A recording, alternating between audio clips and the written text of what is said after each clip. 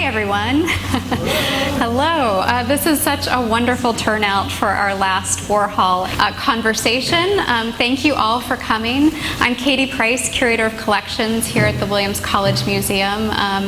We have done 6 of these conversations now and have had some really distinguished guests in our midst. And I am just so pleased and honored to be sitting here with Andreas Brown this evening to talk about the Gotham Book Mart and Andy Warhol and a lot of other interesting topics. I've had the privilege of spending the day with Andreas, and we walked through this exhibition, Warhol by the Book, and just are reminiscing about his important exhibition that he put together at the Gotham and his influence on sort of early Warhol studies. I do also want to just thank everyone at the Warhol Museum for the generosity that they've shown for letting us have this exhibition for a very, very long run. We have some of their staff and board members here tonight, so I just want to thank them, and especially Matt Werbican, the genius behind this exhibition. He's been a really generous colleague and someone that I feel very lucky to have gotten to know. So, without further ado, we are going to cover, I think, a wide range of topics this evening, Andreas and I. And I first want to just give a little bit of context to those of you who are here and may not know much about Andreas's background, and particularly his time at the Gotham Book Mart. So Andreas is from the West Coast, from San Diego, and attended California State University at San Diego and was later awarded an honorary doctorate there. He found his way to Stanford Law School and did a stint in the Army's Judge Advocate General Corps. Taught for a few years, taught speech at San Diego, and ended up appraising many books and manuscripts in San Francisco, and many famous archives, John Updike's archives, Governor Pat Brown's papers for Berkeley, and then made his way to New York. So I think I'll just start by asking you, Andreas, if you could just give us maybe just a brief history on how you got from Stanford Law, let's say, to running the Gotham Book Mart. I'd have to go back earlier. I was a bookaholic when I was a kid, and a voracious reader, you might say. The minute my parents would finish reading a novel or a book, I would snatch it from them and found myself reading way over my head an Aldous Huxley novel about Victorian morals or something. Hadn't a clue what it was all about, but wanted to read. I used to walk a couple of miles during the summer to the little library. We had a Carnegie Library in the eastern part of San Diego, and it was a long ways away to me as a kid, and carry home 6 or 7 or 8 books and read them and return them and keep doing this. And I started collecting books in high school and in college. So I was very book-oriented from the very beginning. I found a wonderful collection of D.H. Lawrence that's a professor at the State University wanted to sell. He was retiring. And I did some research and found out that the director of the Humanities Research Center at Texas was the D.H. Lawrence bibliographer. So I sent him a letter with a list of the books, and it turned out it had a lot of D.H. Lawrence letters to his publisher Pinker in there too. And they bought that, and that gave me a tie with the University of Texas, which later offered me a 2-year fellowship. And I had a wonderful time at the university there. Under Harry Ransom, he was a legendary chancellor of the university, an English professor who rose to the top and spent millions of dollars building up their collection of 19th and 20th century literature. I had begun to buy books from the Gotham Book Mart in New York City, which was founded by a woman named Frances Steloff in 1920 on a $200 loan that she took from some charitable organization, and she totally devoted her store to young and rising authors, the photographers, poets. She was a great sort of earth mother to all of them, and she gave as much attention to the young and aspiring writers and artists and photographers as she did to the famous people that came in the store. And it was a legendary meeting place for famous writers. So when I arrived, well, before I arrived in New York, I went to Europe for the first time in 1959, but I had been buying books from the Gotham Book Mart through the mail because they were the best single source for the new experimental cutting-edge writers and poets that I was interested in, mostly American. And when I arrived in New York on my way to Europe, I stopped for the first time at the Gotham Book Mart and met Ms. Steloff, and I'd been a long-time customer of hers, and her manager, Philip Lyman. And when I bought a couple $1,000s worth of books, I said, send them back to California. When I come back from Europe, I'll read them. And I said, by the way, what are these little books here on the counter? And it turned out to be a man named Edward Gorey. So there was a parallel in my life right away between my interest in Edward Gorey and my intrigue about Andy Warhol, who, as you probably all know by now, spent 10 years in New York before he was really recognized as a significant figure in the art world. He was poverty-stricken. His family was very, very poor. His father had to leave the family in Pittsburgh area and go all the way to the coal mine areas of eastern Pennsylvania. He was a carpenter, and he built the wooden frames for the coal mines. And so Warhol's family was very, very poor. And he also, we talked earlier today, and I qualified him as a child prodigy, which I'm sure he was. He was just too astute and too curious and too nerdy not to be a child prodigy. And I think he had a very difficult time as a child. He didn't fit. He was the oddball kind of a student. My fascination today was she showing him how they've preserved even his high school books on psychology with annotations and underlining, which I'd love to dive into and read. But the fact that Warhol struggled and didn't fit, but he did have a small group of friends in Pittsburgh who saw his potential and encouraged him upon graduation from college that he should go to New York. And so I was always on the edge, but I was fascinated by Warhol's history of what he was doing those first 10 years. I didn't know a lot about it. Most of it was just commercial art. Because he was so poor, he was obsessed with making money, and he wouldn't turn down anybody who wanted him to do, you know, women's shoes ad or something like that. I don't want to go too long on this answer, but well, let's bring it up to date. I went to England for an auction of rare books after I bought the Gotham Book Mart from Ms. Steloff in 1967. And I was reading the Manchester Guardian, and it said that there's a retrospective exhibit of Andy Warhol at the Tate.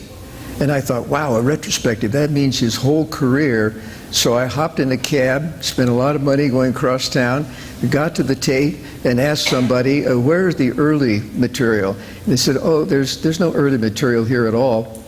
We have Brillo boxes, and we have cow wallpaper, and we have maybe soup cans or something, but that's all that's here. Well, I was very, very angry that I had spent all that money to come over here and look at Brillo boxes.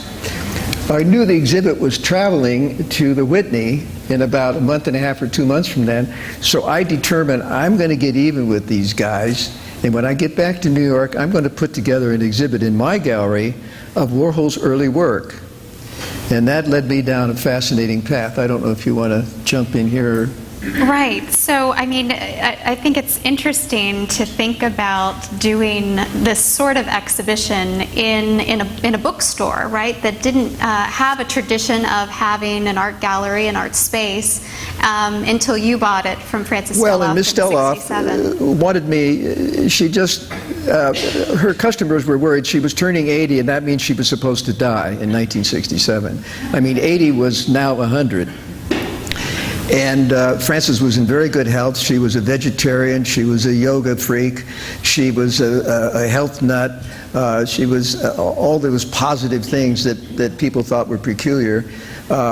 But at 80, her customers were afraid this wonderful store that nurtured them, many of them through their entire careers, including Saul Bellow, John Updike, Philip Roth, and the list goes on and on and on. So she told me that she wanted me to buy her bookstore. She owned a little brownstone, 25 feet wide, 100 feet deep, 5 stories, right in the middle of the diamond block. Not a very good location for a bookstore, but she was there long before the diamond merchants took over. So she talked me into at least giving it a try. So all of my friends in California, including my family, thought I was certifiably insane to buy a little bookstore in New York, not realizing how important the store was. So when I got to New York, and I was very concerned that I wasn't going to last very long. I mean, I was literally born on the island of Coronado in San Diego Bay, and I grew up on the beaches of Southern California. And New York City, as a place to live, was like the other side of the moon to me. But I said I'd give it a try. She promised me the 5th floor walk-up in her brownstone as a residence. I wasn't going to be running up and down the stairs very often, so I said, well, that doesn't bother me. So anyway, I came to New York, and I fell under the spell of Frances. I saw how she handled the young poets and the young writers and the young artists, and how hard they struggled and how kind of desperate they were. And she was determined that she was going to devote her life to them. And she did that starting in 1920, right on up to 1967 when she sold me the store. But she put one condition on the sale. I had to convert the 2nd floor into a gallery. And it was one of those old brownstones that had a staircase that went up from the street, and you entered on what is in effect the 2nd floor into the parlor room. It had 20-foot ceilings. It was a big, beautiful room, 25 feet wide and about 30 feet deep. And I spent a lot of money converting it into a gallery. And we started showing young writers, young poets, young artists, and young photographers who couldn't get a one man or one woman show in New York City. They could get into group shows if they showed some talent, but it was a big barrier in the art world. So we started catering to that. If we looked at the work and we thought it was serious and had potential, we'd give them their first one-man or one-woman show. We also showed famous people because Ms. Steloff knew a lot of them. I mean, we had a Max Ernst exhibit of etchings that had never been shown in America. We showed, who's the sculptor, the Japanese sculptor? Noguchi. Yes, and several other people that were friends of Frances. So it wasn't just up-and-coming artists, but we really began that. So I said, this gallery is going to turn into a Warhol exhibit of his first 10 years in New York. And that's how it all began. Well, I find it somewhat ironic that the Tate show in 1971 was billing this as a retrospective, right? But not dealing with anything probably before 1960 or 62, maybe, with the Campbell's soup cans. So that's not a huge period for them to have been tackling. So what was it about Warhol's early work that drew you? What was well, if you lived in New York from 1967 until 1970, that period, you realized what an extraordinarily peculiar and strange world he lived in, some of it good and some of it bad. But I just thought it was unfortunate that the art world had not recognized him for 10 years. He tried very hard to get exhibits in small galleries, but it wasn't easy, and when he did, they weren't very nice to him. He was just rejected right up until about the late 1950s. Tiffany had him do some greeting cards. Blumwood Teller had him do some windows. CBS had him do some full-page ads in the New York Times. And I. Miller's women's shoes, they were everywhere. And people started taking him more seriously toward the end of the 50s. And I just thought that he deserved to have an exhibit. Mm-hmm. Now, I understand that a lot of people have the idea that he really didn't want an exhibit of the early work. But I don't think that's true. we had a couple of customers who knew Warhol, and I said, I'm here to try to put together an exhibit in a very short period of time because the Whitney was going to open in 6 or 7 or 8 weeks, and I wanted to open mine on the same day, which I later decided was not a very nice thing to do, so I did it a week after the Whitney opened. And I found out from these customers who knew Warhol that the way he operated, he would never turn any offer down, no matter how small or humble it was. He didn't want to be poor ever again, and he was determined to get rich. So he was doing all kinds of weird stuff, I mean, trivial things. He knew a lot of starving artists, so I. Miller would give him an idea for an ad. He would do a rough sketch of it, and then he would take a taxi and he would go around New York to 4 or 5 of these starving young, maybe some of them not so young artists, and he said, here's a new project I've got, I'd like your input on it, I'll be back tomorrow at 12 noon. And then he'd come back around and pick up whatever sketches or notes or ideas they gave him and take it back. And the amalgamation of all of that, he would create the final product and turn it in, and then he'd pay these people like $100 a piece, which was like $1,000 to them. And I started tracking these people. One person would lead me to another, and then to another, and then to another. And I was spending 14 hours, 16 hours a day and nights trying to put together this exhibit and gather up all these bits and pieces that I was finding everywhere. For instance, he used Kulik framers, which was a kind of cutting-edge, special kind of art frame. And somebody said, you got to go see Kulik because they know a lot of the people that know Warhol, and they were framing a lot of the art and things for him. So I got all these names, and we borrowed things, we bought things. You can see from the catalog the credits that are here. And I had a customer who came to me. Where was he working? He was working in a private school here in New England somewhere. I can't think of who that might be. I can't remember the school now. Anyway, he came to me and he said, I want to collect modern art, but I don't have any money. The Brooks School, North Andover. Yes. It's in Andover. North Andover. North Yes. Andover, Yes. okay. Uh-huh. And he said, is there something you think has potential? I think he felt that we were on the cutting edge and I might have something that I was keeping quiet about. And I told him, I said, well, I'm out for revenge against this crazy traveling show that says it's a retrospective, and I'm going to do it on Warhol. So that was my explanation. But the more I dug, and the more I realized this strange world that Warhol was living in and how he was operating and how determined and systematically organized this guy was. At the same time, soft-spoken, kind of a shy manner. You would never think that behind that facade was this highly organized, very focused, very determined person. And you can see from this incredible array of work that he did that he was so productive, it's just astonishing. Anyway, we put our exhibit together. It opened a week after the Whitney, which got a very bad review from several, well, they were frustrated like I was when I was in London. But the Newsweek magazine art critic went to the Whitney, didn't like it, and said so in his review. And then he said, well, I want to write about Warhol. I'll go over to the Gotham Book Mart. They've got that little gallery, and they're showing something of Warhol. And he fell in love with the exhibit and wrote a rave review, and it changed everything for us. We had maybe 15, 20, 30 people coming in a day up until then. Suddenly it was a tsunami of people coming in.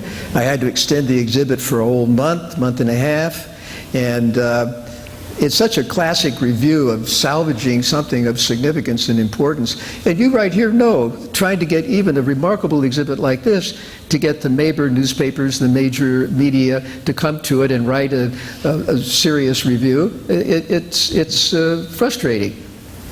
Anyway, I have copies of that review because if you're really interested in this, this was the turning point and I feel in Warhol's looking for critical respect. This was 1971, I believe, and I had some copies made in case you people want, because it really was a very, very important event in the history of Warhol. Absolutely, and you're very humble, Andreas, in that the show that you put together very quickly, I might add, in 1971. This is the catalog for it. The show was meant to be up for a month, from May to June 1971, and Andreas created this incredible resource. This is the first time that anyone looked at early Warhol, particularly the book work, with any kind of depth and understanding.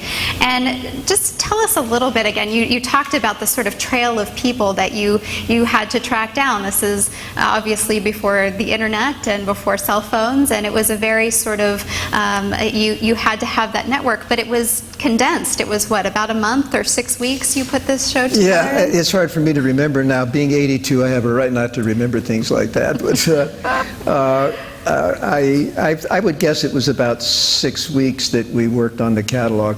And I had hired some people, a photographer and some people to assist me, because we were working 16, 18-hour days.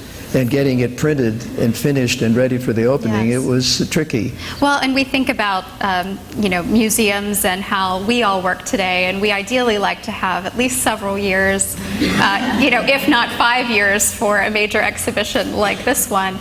And you were able to get so many sort of works that are known and sort of unknown today. They've sort of disappeared. They've gone into the estates of people who own them.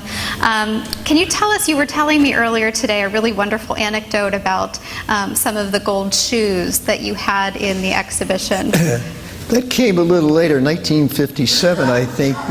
Gory at that point, Warhol, excuse me. Warhol was still out to make money, even though he was very wealthy by 57, 58, that he wanted to do a series of Goldleaf shoes, and each one would be dedicated to a famous person, either a very wealthy person or a very important person, but they were movie stars and actors and famous people. And the idea was that if he did these very lavish Goldleaf shoes, all different, different designs, that they would come maybe and buy these for a reasonably high price, maybe $500 a piece, $750 or something. Some of them did sell, but I had only been able to track 4 or 5 of them. And somebody gave me one of these messages that came in. They said, David Evans, who's the leading designer of women's shoes, has some of those. So you should contact him. Well, I wrote a very careful letter to him and got a phone call from his secretary and said, Mr. Evans got your letter, and he thinks it might be of some interest to him. He'd make an appointment. If you can be here at 4 o'clock on Thursday, come by. Big, beautiful Park Avenue apartment building. I go up there. The staff member lets me in the front door and ushers me off into a little room off the foyer and said, Mr. Evans will be with you in a moment. And about 5 or 10 minutes later, he comes in and sits down and interrogates me as to why I'm doing this, what's the purpose of it. He wanted to, who's doing it, who's helping you. So finally he said, okay, come with me. And he took me down a long hall into his beautiful big living room, almost the size of this room, and an entire wall of Goldleaf shoes. There must have been 10 or 15 of them. So he had evidently, after the show closed, that Bodley Gallery, I think, had the show, he must have come in and bought all that was left. And I said, gee, Mr. Evans, that would really be nice if I could borrow a few of those. He said, oh, you can borrow all of them. And he let me borrow. There must have been 12 or 14 framed Goldleaf shoes. Well, I put mine with that, and it covered the whole western wall of our gallery, and we had wonderful track lighting, very much like this, and they just jumped off the wall. I mean, you walked in and just, wow. And that really, really gave the whole exhibit. That and the fact that we had discovered 2 standing screens that were about 5 to 5.5 feet high and 3 panels. And one of them was Susie Frankfurt, is that right? Yes. And the other one was Otto Fenn, who was a well-known photographer among the cutting-edge art people. And we had one of those in each of the side windows, looking out into the street like drapes on a window, and then the Goldleaf shoes. And this is when Warhol really started getting credibility, because Life magazine was intrigued by these, and they did a whole double-page spread in 1950, the January issue of 58, but it came out in December, 57. 57. And that really pushed Warhol into the art world. I mean, people started really looking at him. And then he's looking over his shoulder at some of this early pop art, and let me actually read that last quote in the catalog. You come to the end of the catalog, and it says, an artist ought to, let me tell you, this is Swenson's interview of Andy Warhol in Art News in 1963. An artist ought to be able to change his style without feeling bad. I think that would be so great to be able to change styles. And I think that's what's going to happen. That's going to be the whole new scene. And Warhol went from commercial advertising images of shoes and other products, and I think soup cans was the first thing probably that he did. Mm-hmm. And so he made that huge quantum jump very successfully, and was accepted by the art world. So this was a groundbreaking exhibition. No one had ever seen this kind of material sort of all gathered together in one place before. And I'm just wondering, what were the reactions? You said, especially after the Newsweek review, people were coming in droves, but in particular of the Gotham regulars, the people who, your authors, what were their reactions to this? Well, first of all, there were people that wanted to buy some of this stuff. And a lot of the people who had made the loans to us or had consigned things to us, they wanted to sell. They were artists that Warhol had given things to. Maybe they helped him with his shoe advertising or something, and so he would give them a present. And it would be a Goldleaf book, or In the Bottom of My Garden, or any one of these books that he made privately, usually in editions of as little as 100 and no more than 200. And he saved them for gift giving, to kind of bribe his way into somebody's gallery or get favors from somebody. And so we were selling copies of these books that had been consigned to us by starving young artists that he had given to them 10 years, 15 years earlier, for as much as $600 and $700 and $800 a piece. And we thought we were really doing well. And now I look back on these auctions where the same thing's going for $50,000 or $70,000. So it was a good stock to invest in, to say the least. So what, do we know what Warhol thought about the show? Do you know if he came to see it? Okay. What was his reaction? I was a little disturbed, because she assured me that there was a general rumble in the Warhol world that he really wasn't happy with the fact that we had this exhibit. And I don't believe that's true, because I told each of these people that I was borrowing things from or taking consignments. I said, now, if you're concerned about what Andy might think, feel free to call him and ask him if he objects. And there was only one objection, and it's a very amusing anecdote. I had an appointment with Otto Fenn. Somebody said he knew Warhol very well, and he took pictures of Warhol. So I made an appointment with him, and Otto was a very shrewd guy. He's a professional photographer, and he knew what he was doing. And he had this screen when I walked in, and he said he would lend that to me, and he had a few other things that he would lend to me. And then he said, but let me show you something. And he pulled out a contact sheet of photographs. Warhol had what he called, or somebody called, the W.C. Fields nose. It was kind of bulbous, and he was very sensitive about it.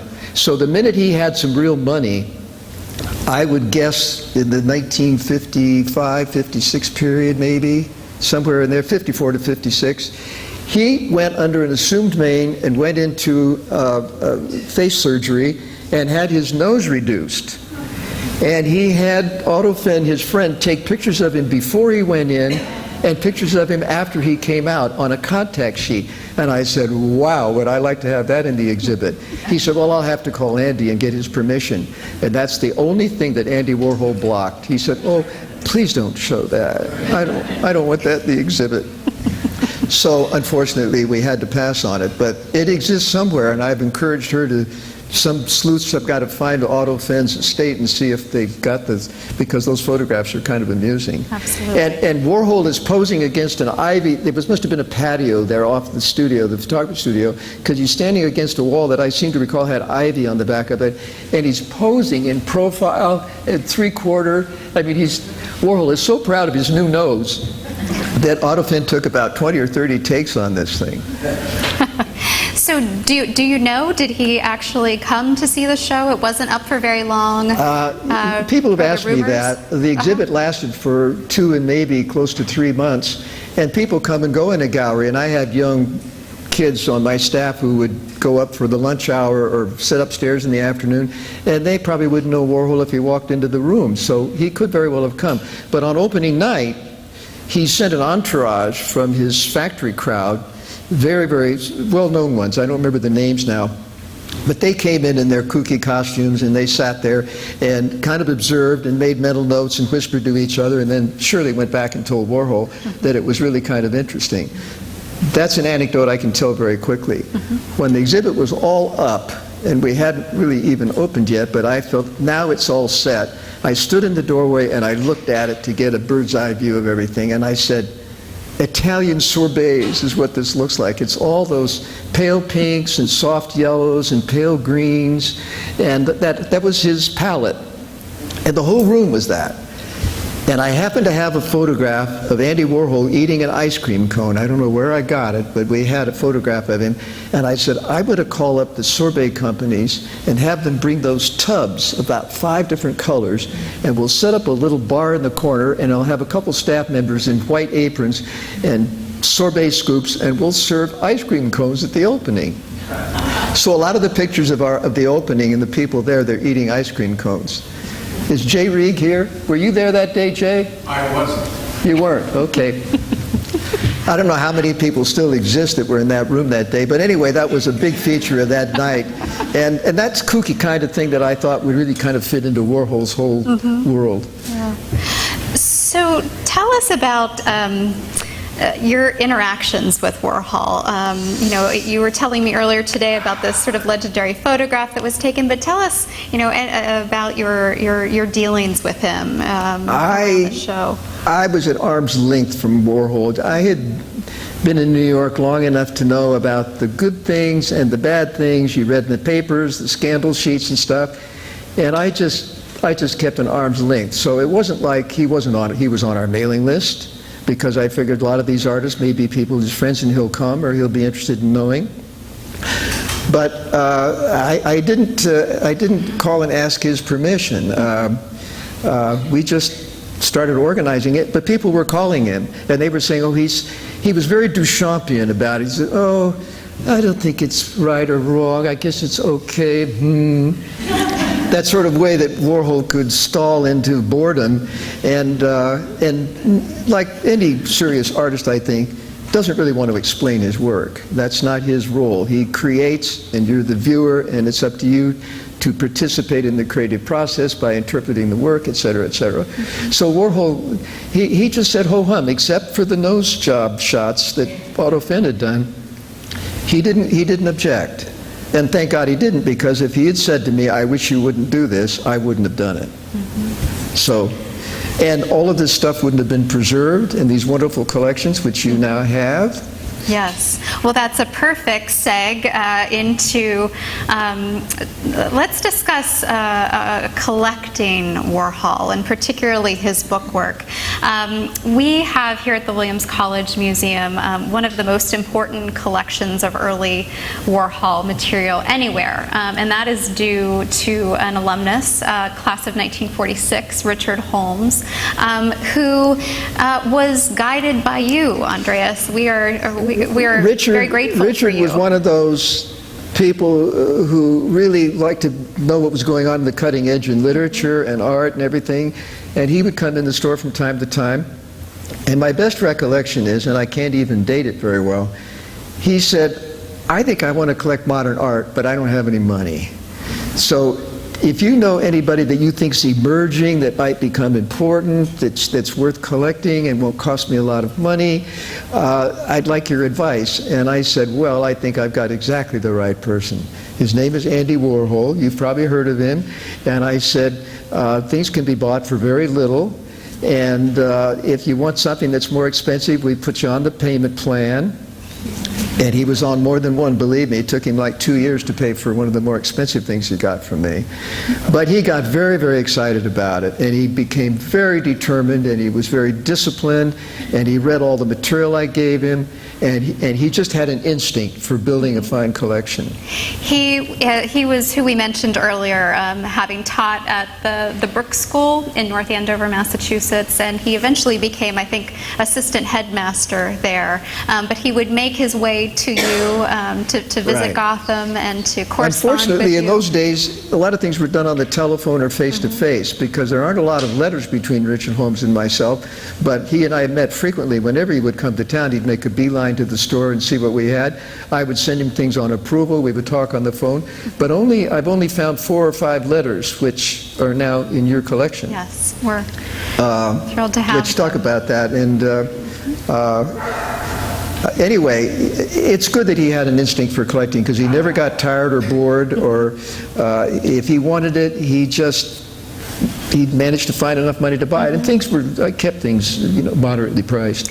And Richard Holmes, I mean, he bought the book work, he bought the book jackets, he bought the mock-up, the designer mock-ups for the index book, which is in this gallery and was published by Random House in 1967, the year you bought the Gotham, and you actually sold that book there. Did it sell very well, or was it? Do you remember? What, the catalog?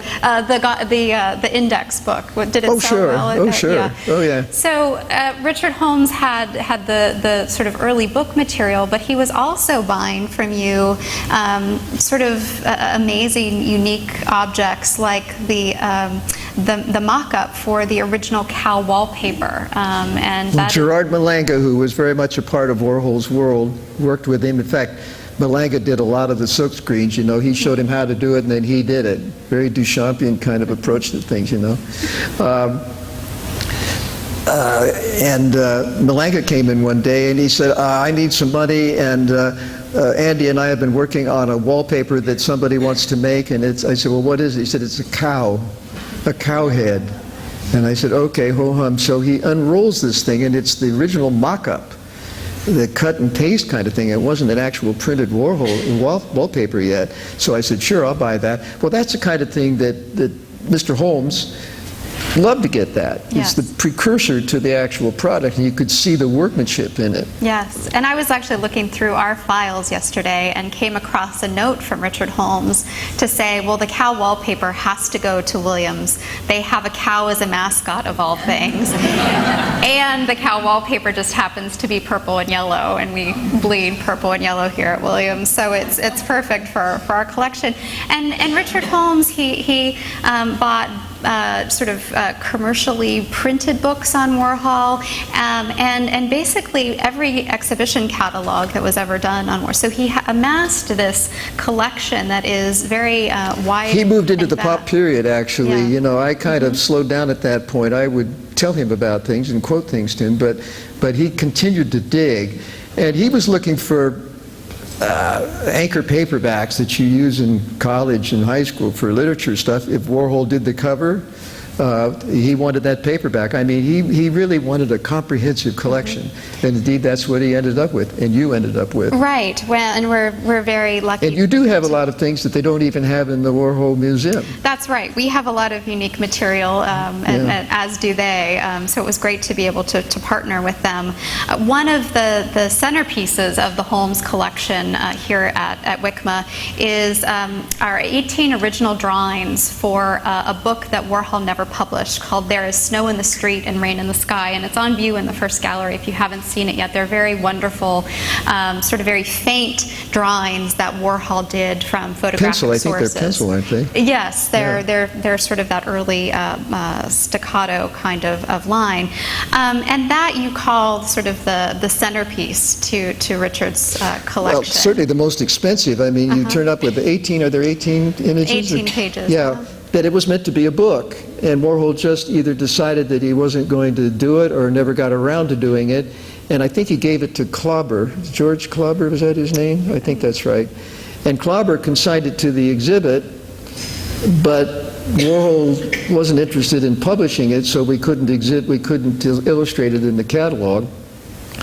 But Klauber, I think that's the fellow that wanted. He consigned it for exhibiting, and then he decided he wanted to sell it, and we just couldn't get a decent enough price, and we convinced our friend from New Hampshire to purchase it. And the interesting thing is, we've just acquired some of this correspondence that you tried to get that book printed later on. That's the second time that Warhol said no, but that didn't connect to the exhibit. It connected to the fact that Warhol, at that point, he was really rising very rapidly in the pop art world, and I think that he just didn't. He preferred not to, and of course we didn't publish it. I mean, he owned the natural common law copyright anyway, so, and it may never be published if the estate doesn't permit it. Who knows? Right.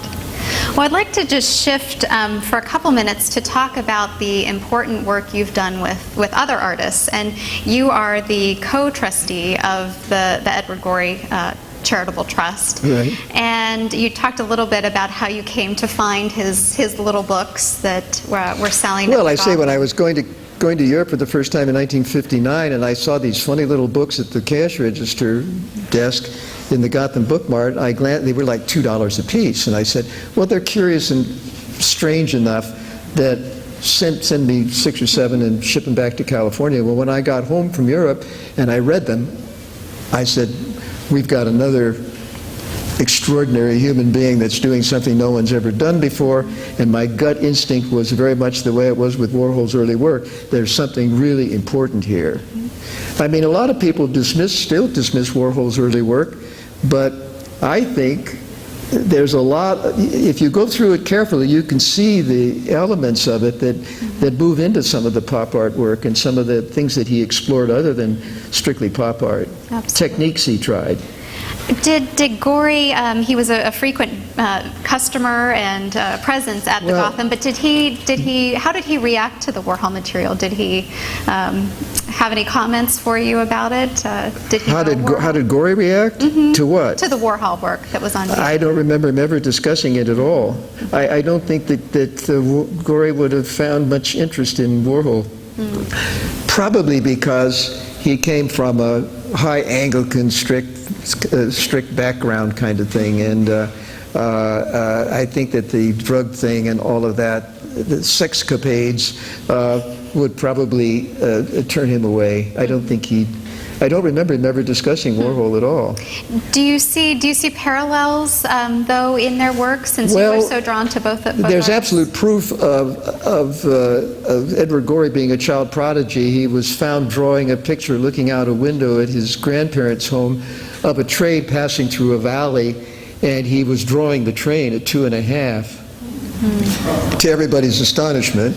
And about a year later, they came into the library one day and he was reading an ABC book, and no one had taught him how to read. So when you have that kind of uniqueness, the person becomes interesting. The problem we talked a little bit about the psychology of Warhol and the parallels with Gorey. Both of them were nerdy, awkward, shy. What happens to a kid who's light years ahead of his classmates? Gorey skipped 2 or 3 grades in grammar school. They don't have any association with the other kids. They're reading serious literature, and the other kids are reading ABC books. They're misfits. They're nerds. They're the cast-offs in school. Every school experiences those guys. Oh, they're the weirdos. And Andy had the same thing, and so there are parallels there. But I'm very respectful of the mysterious, magical potentials of a child prodigy that is nurtured. There has to be some nurturing, otherwise they usually fall off the cliff. So there is a parallel there. And the Edward Gorey Charitable Trust right now is,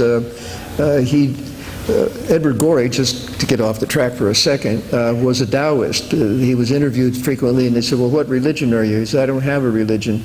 Well, what do you have? I have a philosophy. I'm a Taoist. But don't ask me to explain Taoism. It isn't appropriate. So he was evasive about that. We talked about this a little bit too. Andy, in spite of all of this strange environment that he maintained, he went to soup kitchens on holidays. He went to church regularly. I guess you call it church in the Catholic religion. He took his Catholicism seriously, I think. It's a very strange mix there of his toleration in that environment of the factory and the fact that he maintained a very passive role in all of that is a little disturbing and hard to understand, because there's that other side where, you know, he seems to be a serious, focused person. It's a mix. Well, lots of layers to both there of are these indeed, artists. right. That's right. I think with any child prodigy, it's a complex world. Very, very hard for them to fit in. Fortunately, Edward Gorey's family was fairly well-to-do, and they sent him to Francis Parker School in Chicago. And that was a very sheltered community, because they were a lot of creative. It was mostly focused on artists, and he was very successful in school. So he sort of found his base of creativity there. And then went on to Harvard on a scholarship. Interesting. Gorey did. There's a little bit of an overlap, because Warhol did some books for Doubleday, paperbacks in the Anchor paperback series in the 50s, and Edward Gorey was like the head artist in that whole group there, so he was actually working on things that Warhol was doing there as well by contract. But they never ever communicated or had any association that I know of. Interesting. Well, I think it's probably time for us to turn over questions to all of you. I'm sure you have questions for Andreas. We have a microphone, I believe, that's going to be circulating, so if you could just please wait for the microphone to ask your question, that would be great.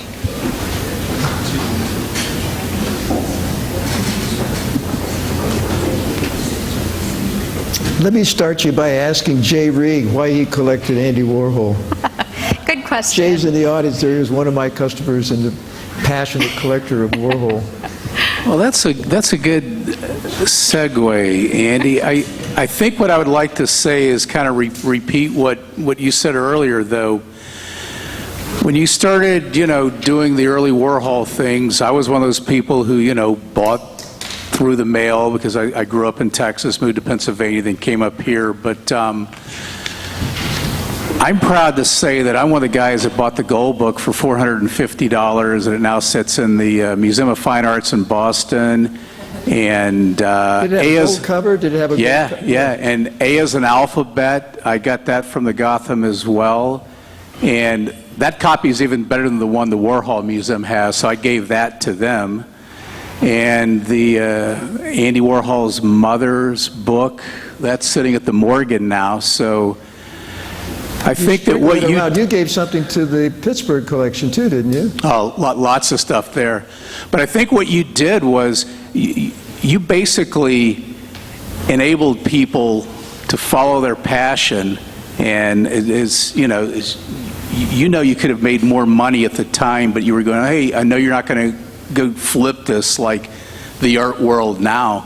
So I'd like to thank you for being, a book dealer who knew if people liked something versus wanted to make a quick buck. Well, that I thought was important too. Yeah.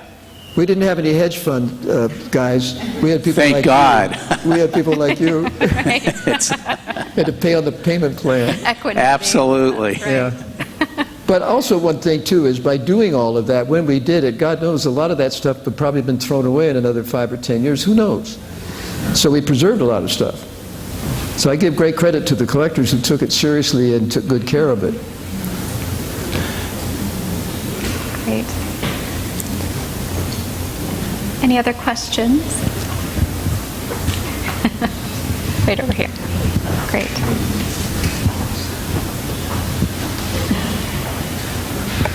Hi. When you when you bought Gotham Book Mart from Can't hear Francis, I'm sorry, could you speak up just a little? try. When you bought the Book Mart from Frances Steloff, did she stay on for a while?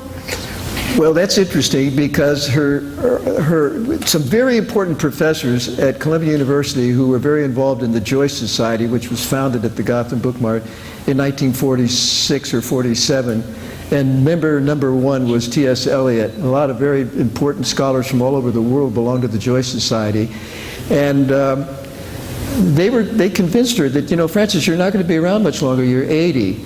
Well, what happened was Frances worked 14-hour days. And she was a strict vegetarian, and she would wear a kitchen apron at work to keep the dust and the dirt off.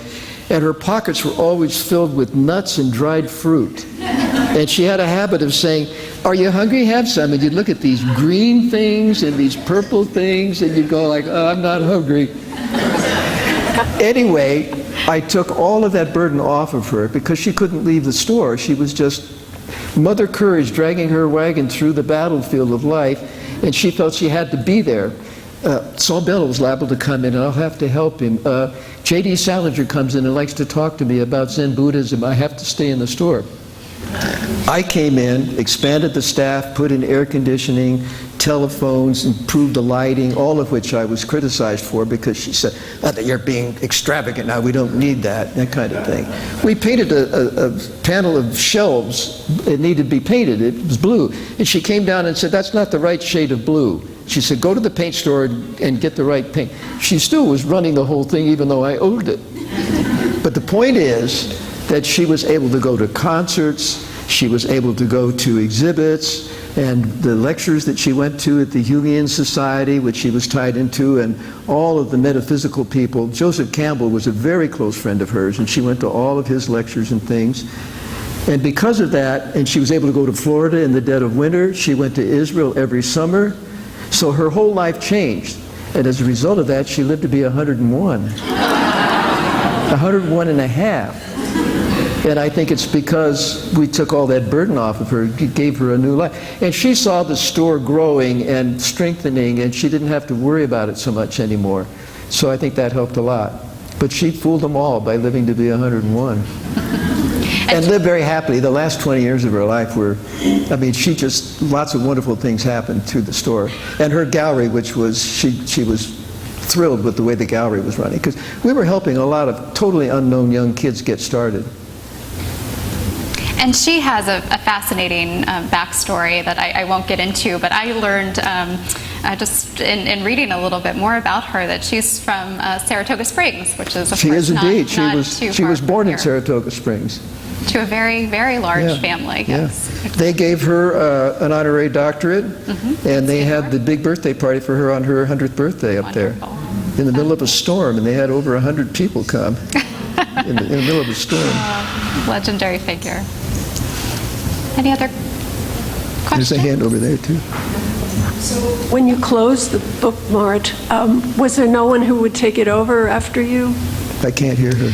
When you closed the Gotham Book Mart, was there no one who could take it off? The closing of the store? Yeah, and no one like could all continue? independent bookstores, when you're trying to sell a book at retail price and Amazon's selling it at 38% off, it's the beginning of the end.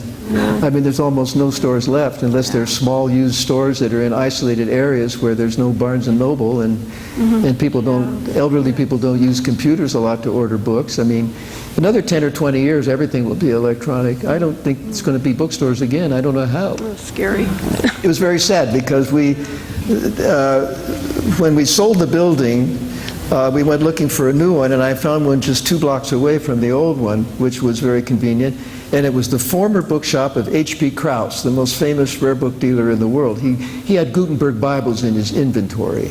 I mean, that's the kind of guy he was. But it was a beautiful townhouse. And in order to be able to afford it, we had to get into a financial arrangement with some very high-powered people. And they decided that the building was more valuable than for a bookstore. And so they informed us it was time to leave. And 30 days after this beautiful townhouse, really beautiful, 30 days after they sold it, there was a hole in the ground. And now there's a hotel 22 stories high 25 feet wide and 100 feet deep. Not quite 100 feet deep, actually. And they named it the Gotham Hotel because the Gotham Book Mart had been there. Anyway. I think we have one question over here. I can melt it out and don't need it. Might be helpful for us up here. Well, I'm hard of hearing, so. Did you collect people who did not make superstardom, and what happens to those collections? I don't understand what she's asking. Did the Gotham collect people who were not very well known, and what happened to those collections after the closing of the bookstore? Exactly, thank you. Yeah. Well, what happened to the inventory, you mean, or what? Well, Warhol and Gorey became stars, but presumably you collected other unknown people whose collections you still have? Well, one day I had a little knock on my office door in the back. I had built a little wall about 8 feet from the back wall and had the door so I could see the full length of the store, who was coming and going. And I had the door about halfway closed, and there's a little knock on the door. This tiny little voice says, "Mr. Brown, are you in there?" And I said, "Yes, come in." And she said, "My name is Patty Smith," speaking in a very quiet, soft voice. And she said, "I come to your store every single day. I work at Scribner's bookstore on the corner, and I love poems, P-O-M-S, the way she pronounced it." And she said, "I just live in your poetry section." We had the largest selection of poetry anywhere in the world. I mean, it was huge. And she said, "I have a typescript of some poems, and I need to find some way to publish them." This kind of thing happened almost every day in the store. Like all these struggling people just assumed we had some magic wand and we could find publishers for them. And they couldn't afford to have an agent. And she said, "Would you look at them?" And she was so frail and so soft-spoken. I said, "Let me have them. It's a weekend coming up. This is Friday, and come back Monday or Tuesday, and I'll see if I've got anything to tell you." So on Tuesday, there's a little knock on the door. It's Patty Smith, and she said, "Mr. Brown, did you get a chance to read my poems?" And I said, "Yes, I did, and I think I have a surprise for you." And she said, "What?" I said, "I found a publisher." She said, "You found a publisher? How did you do that?" I said, "I'm going to publish it. I like your poems." And she was relatively unknown at that point. I mean, she had published maybe 1 or 2 little pamphlets in New Jersey or something. And I published it. It was called White, W-I-T-T, with a straight line over the I. I don't know what that's all about. But anyway, I printed 500 copies. First of all, I corrected all her spelling errors, and I wanted to correct her punctuation. She said, no, that's part of my poems." So I printed 500 copies, and my staff said, "We're going to be selling those for 20 years. Well, it went into 6 printings, thousands of copies, and launched her career as a poet. So that's a good example. And I subsequently published 2 or 3, 4 more of her things. One of them is a great book called Ha Ha Houdini. She brought me a poem about Houdini and his magical, mystical life that he had. And she said, "I want you to do something on your own without my knowing what it is." And I said, "Okay." Well, I had an old photograph of Houdini all chained up, his wrists and his ankles, and they're about to drop him in a river or something. And I cut that up in panels and scattered it through her poem about Ha Ha Houdini. And the end of the poem is something about sliding down a sunbeam into the sea or something. Anyway, it was a charming, eccentric little poem. And then I took 100 copies of it to help pay for the cost, and I punched a hole in the outside margin and got one of these miniature locks. So I had a lock and key locking the book. And those are now selling for like $1,000 on Amazon, on the internet when you see them, or the rare book market. And we were selling them for like $25. And then you could buy an index. I always made things in 2 versions, a signed limited and a trade edition, so that the people that didn't have any money could buy it for $5 instead of $15 or $20. And that's another thing that we taught the people on the Lower East Side, that when you do these mimeograph poetry books, take 26 of them and letter them A to Z in the little colophon in the back and sign them. And those we can sell for $20 a piece. and that'll pay for the printing and the stapling or whatever it was going to cost. There's ways to cater to the collector market and the more affluent, and also let the people that don't have any money at all to buy a cheap edition. So Patty's a good example, I think, as an answer to you. You don't have Patti Smith very often. When she won the National Book Award, I was absolutely thrilled, her autobiographical story of living at the Chelsea Hotel. That, by the way, is an interesting anecdote, too. One thing leads to another with me. Bridget Polk was a very close factor in Warhol's life. She was kind of like the matriarchal den mother of the Warhol scene. And she came to me one day. She's very gregarious and outgoing. She comes from the William Randolph Hearst family. I mean, she came from a wealthy background, but she was a real rebel, but great personality and kooky. She said, I bought a Polaroid camera and I've taken a lot of pictures, and I think you should do a Polaroid show. And I said, Polaroids are things people throw away. I mean, they don't take them seriously. I mean, everybody's got them and everything. She said, well, we should do the first Polaroid show. And I said, well, Bridget, the name Polaroid and the name Bridget Polk isn't going to bring in a lot of customers to buy anything if you're trying to sell these things. And she said, well, you know Patti Smith. Why don't you get her to do her Polaroids with me? And I said, well, Patti will probably do that. So I called up Patti, and she came in the store, and I told her that Bridget wanted to do this. And she said, sure, I have a lot of Polaroids.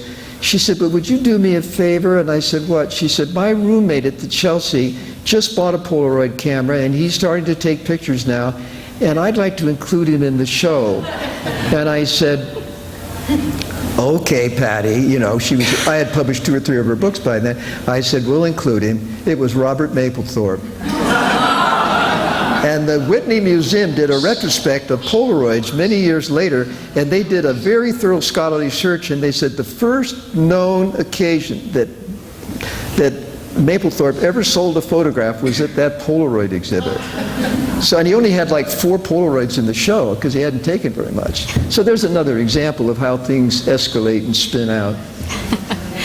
Well, I want to thank Andreas Brown for this wonderful conversation. Thank you.